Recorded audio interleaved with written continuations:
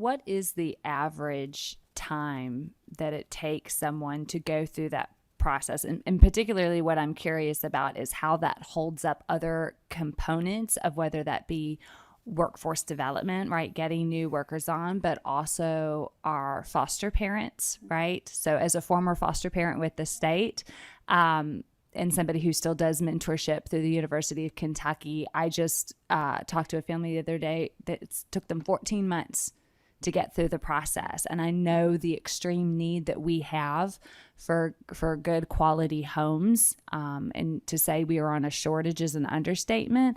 But I'm just wondering what we can do to help expedite that process for our families.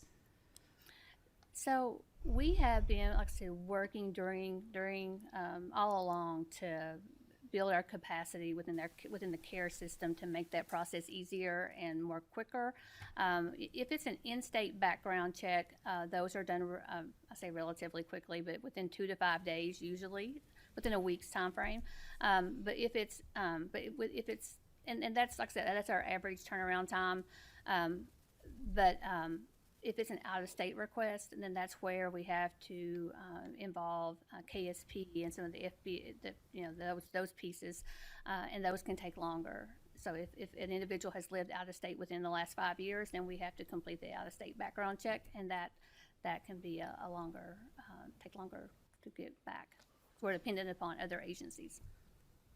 Will individuals continue to have to come to their headquarters? So for in Jefferson County, that's the L&N building, right? That's where I did my fingerprinting many moons ago. Or do we have any sort of flexibility to be able to have people dispatched to individual, you're doing your I've blanked on the word, but basically your home inspection or your home check, right, where your social worker is coming in. Do we have the ability for those individuals to do that, or for a specialized person to go to those individual homes to do that, to help move that process along? Do we have any ability to be creative or flexible? Not yet. The care system is within the Inspector General's office. It is an improvement over some of the manual checks. It also is what's called a wrap back feature. So if something happens later on, it will inform that there's something happened. That will be an improvement, but we haven't in that system got to the point where that's a mobile system. It just isn't yet. Thank you. Mm-hmm.